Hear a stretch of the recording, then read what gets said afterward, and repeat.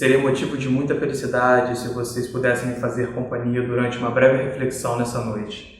E para tanto eu os convido a ler o texto que se encontra no Evangelho de Mateus, capítulo 11, versículo 29.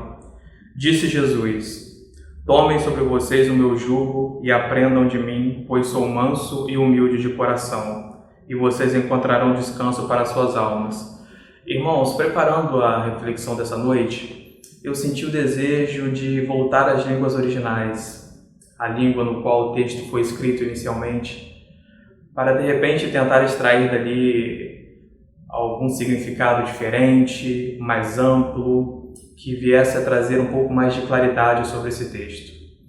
E eu posso dizer que, de fato, aquilo que eu encontrei ali mudou a forma com que eu encarei esse versículo. A palavra que Cristo usou nesse momento e que foi traduzida para a nossa versão, e a que eu estou lendo nesse momento, a NVI, a palavra aprendam, no grego a palavra utilizada foi mantran. Essa palavra ela possui duas aplicações. E quais seriam essas aplicações? A primeira dessas aplicações diz respeito ao plano intelectual, a uma aplicação intelectual. Ou seja, Jesus estava dizendo para os seus discípulos: observem, estudem o meu comportamento, vejam como eu me comporto, vejam as atitudes que eu adoto. E a segunda aplicação diz respeito ao campo moral, ao campo prático, aquilo que se torna habitual no comportamento da pessoa, aquilo que se torna cotidiano. Concluindo, se nós juntarmos as duas aplicações ofertadas por Jesus, apresentadas por Jesus, o que ele está dizendo para os seus discípulos e para nós verdadeiramente é: observem o meu comportamento, observem como eu ajo, observem como eu me relaciono com as pessoas e principalmente como eu me relaciono com o meu Pai que está nos céus. E depois disso, adotem esse comportamento, me imitem, sejam verdadeiros discípulos, coloquem em prática aquilo que vocês me viram fazendo. O reino de Deus não permite que nós fiquemos só na teoria, e Cristo mostra isso para a gente durante esse versículo. E ele segue apontando duas características da sua natureza. Quais seriam essas características? A mansidão e a humildade. Meus irmãos, eu vou abrir um parênteses aqui para abordar um detalhe pessoal da minha vida, um detalhe particular. Duas obras, dois autores específicos foram extremamente importantes na construção da minha caminhada, no meu direcionamento, naquilo que diz respeito à minha relação com Cristo, a como eu enxergo o meu discipulador. E quais seriam essas obras? A primeira dela, o discipulado do teólogo alemão Dietrich Bonhoeffer, que foi executado no campo de concentração nazista durante a Segunda Guerra Mundial. A segunda obra, provavelmente muito conhecida por todos vocês, do autor Brennan Manning, que dentre diversos títulos, como O Evangelho Maltrapilho, O Impostor que Vive em Mim, atingiu meu coração com essa obra, A Assinatura de Jesus. E esses dois livros, eles falam de maneira bem simples e bem objetiva sobre o que Jesus apresenta no versículo 29, aprendam de mim. Então esses dois livros eles tratam exatamente dessa relação entre o discipulador e o discipulado, Cristo e nós enquanto cristãos. E, queridos, tudo isso me levou à seguinte reflexão, quando Jesus diz, aprendam de mim, e ele expõe para nós o comportamento a ser imitado, e ele motiva em nós a imitação. Às vezes eu me questiono se de fato nós estamos preparados para tudo aquilo que nós pedimos, se de fato nós estamos preparados, se nós verdadeiramente desejamos essa potencialização dos dons espirituais que nós pedimos. Eu tenho certeza que, como eu, muitos de vocês, se não todos, pedem por uma vida de oração mais intensa, pelo desapego das coisas materiais, pelo aumento da nossa fé. Só que, de fato, nós desejamos esse tipo de coisa? De fato, nós queremos isso na nossa vida? E a minha resposta tende a ser não. E por que ela tende a ser não? Porque na grande maioria das vezes que Deus trabalha esses atributos nas nossas vidas, nós reagimos com medo, nós reagimos com um abalo emocional, com recusa, com um coração endurecido, porque Deus tem a sua forma de agir, Ele tem a sua soberana forma de agir. E nesse livro, por exemplo, que eu citei do Brennan Manning, ele diz que para termos cuidado quando pedimos um coração humilde, um coração próximo de Jesus. Porque Deus ele tem a sua forma de trazer humildade para nós. Nós não conseguiremos aprender humildade através de belos sermões, através de belos louvores, de livros espirituais. Não é essa forma que nós aprenderemos a verdadeira humildade. A verdadeira humildade é trabalhada no nosso coração pelo próprio Deus. E Ele avisa para que tenhamos cuidado ao fazer esse pedido, porque na grande maioria das vezes Deus nos ensina a ter um coração humilde através da humilhação. Irmãos, se nós buscarmos durante toda a história a figura que tenha passado pela maior humilhação possível e a figura que tenha demonstrado a maior humildade possível, nós não conseguiremos fugir da figura de Jesus Cristo. Ninguém foi tão humilhado na história e, consequentemente, ninguém conseguiu ser tão humilde na história quanto o próprio Cristo. E às vezes a gente acha que nós podemos fugir desses percalços na nossa vida, que nós podemos fugir dos desertos que irão se instalar. Nós achamos que nós somos merecedores de uma vida mais privilegiada do que o próprio Jesus. Então, às vezes, nós pedimos uma vida de oração mais intensa, e quando Deus nos visita na adversidade e os nossos joelhos verdadeiramente se dobram, nós agimos com medo. Às vezes nós pedimos por um coração humilde próximo ao de Jesus e quando Deus trabalha com a humilhação em nossas vidas, nós agimos com recusa, não é pra gente. Às vezes nós pedimos um aumento da nossa fé, que Deus fortaleça a nossa fé, e quando Deus limpa a nossa segurança aqui na terra, Ele limpa a segurança financeira, a segurança emocional, Ele acaba com a nossa autossuficiência para mostrar que Ele é o verdadeiro Senhor das nossas vidas. Nós agimos com um coração endurecido, com medo, com rebeldia. Nós nos rebelamos contra Deus quando Ele verdadeiramente trabalha na nossa fé. Queridos, no texto do pastor de Hermas, diz que Deus não irá nos soltar enquanto Ele não moer o nosso coração e os nossos ossos. Deus ele não sente remorso do seu amor. Deus ele trabalha nas nossas vidas buscando a nossa salvação. Ele não trabalha em nossas vidas através de conceitos humanos. Ele é o Senhor de todas as coisas. Então, será que nós estamos preparados quando nós de fato pedimos esse tipo de coisa? Será que nós estamos preparados para vivenciar as consequências desse pedido? Eu gostaria de ler também um texto que se encontra na carta de Paulo aos Romanos, no capítulo 5. Paulo começa a falar sobre a alegria que ele tem na salvação, sobre a graça maravilhosa de Deus, sobre a justificação pela fé. E no versículo 3, Paulo diz: não só isso, mas também nos gloriamos nas tribulações, porque sabemos que a tribulação produz perseverança, a perseverança um caráter aprovado, e o caráter aprovado esperança. Paulo simplesmente se alegra na tribulação, e ele segue exatamente essa linha de raciocínio que nós estamos trabalhando essa noite.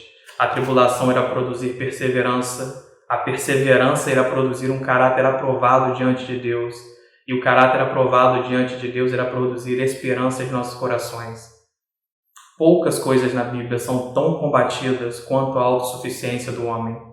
O homem achar que pode alguma coisa sem o nosso Senhor, sem o nosso Criador. Nós somos plenamente dependentes de Deus para absolutamente tudo em nossas vidas. Nós não conseguimos nada sem Ele.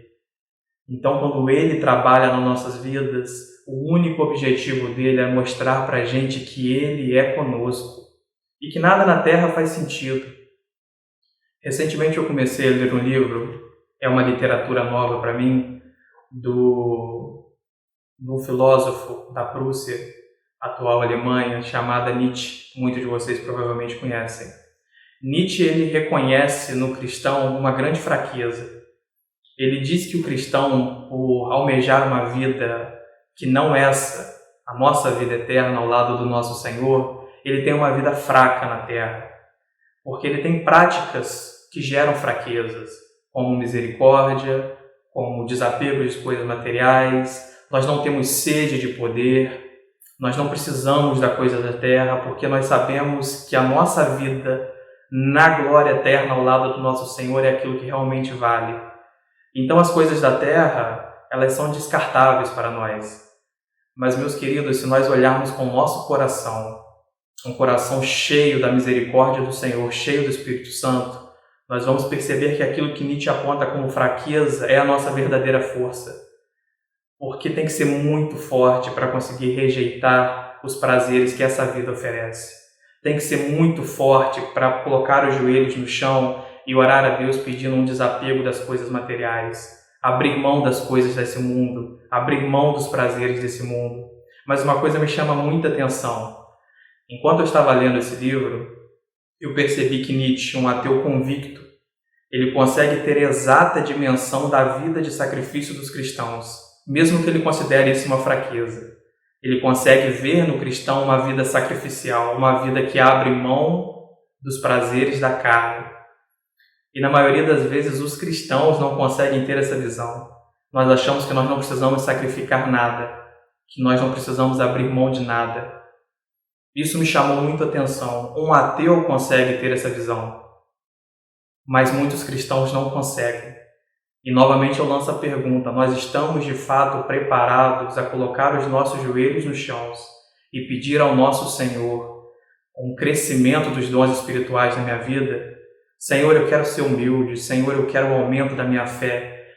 De fato, estamos preparados para trilhar o caminho que irá ocasionar nesses dons, nessas bênçãos? De fato, estamos com o coração decidido a aceitar a forma que Deus irá trabalhar isso nas nossas vidas? Deus irá nos moldar no padrão dele. Como eu disse, o amor de Deus não tem remorso. Às vezes a gente acha que Deus está colocando obstáculos nas nossas vidas. Se nós estamos passando por uma enfermidade, é um obstáculo. Se nós estamos passando por uma dificuldade financeira, é um obstáculo. Na soberania de Deus, Ele está removendo os obstáculos, porque talvez a sua saúde era aquilo que te afastava dele, a tua segurança, a forma com que você encarava a vida. Eu posso, eu sou saudável, eu sou financeiramente estável. Às vezes você entra num momento de dificuldade financeira porque o dinheiro era aquilo que te separava de Deus. E Ele tira esse obstáculo e Ele não tem remorso. Porque para Ele não é importante que você tenha dinheiro no bolso aqui, para Ele o importante é a sua salvação. Então o meu convite essa noite para você e para mim é que nós façamos uma reflexão a respeito disso, desses pedidos que nós fazemos, das nossas ambições espirituais, por assim dizer. Será que nós de fato queremos aquilo que pedimos? Será que nós de fato desejamos aquilo que pedimos? E eu convido a de fato colocar o coração nesses pedidos. Eu oro pela vida de vocês, eu oro pela minha vida, pedindo a Deus que me dê esse coração disposto a enfrentar essa caminhada. Brennan Manning, nesse livro A Assinatura de Jesus, ele usa uma expressão e, na minha opinião, ele foi muito feliz na adoção desses termos. Ele considera esse momento e ele o chama de a noite escura, quando o homem, na sua pequenez, ele está num cenário de completa escuridão e ele não consegue ver absolutamente nada. Seus sentidos falham, ele não consegue ver o chão onde ele está pisando, ele não consegue tatear nada, os seus pés não sabem onde estão pisando. Nesse momento de completo desamparo, de completa devastação interior, onde já não existe mais esperança nenhuma, é que ele encontra Deus em toda a sua glória. É nesse momento que a sua fé alcança um nível mais elevado, alcança um nível onde ele nunca esteve antes. Um nível onde cada passo que ele der naquele momento de pura escuridão é um passo com a confiança plena no direcionamento do Senhor.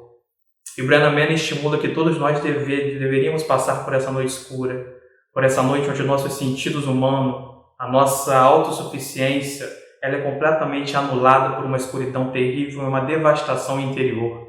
Nós precisamos trilhar esse caminho de escuridão, para que nesse caminho de escuridão a gente encontre o único que vai nos mostrar o verdadeiro caminho no meio das trevas em que nós vivemos. Eu convido vocês a participar também de uma ilustração que para mim ganhou um significado muito bonito, que é a ilustração de um galho que é retirado de uma árvore e ele é mergulhado nas chamas, ele é mergulhado no fogo. O galho, quando ele é retirado da árvore, ele resguarda com ele todas as suas características naturais.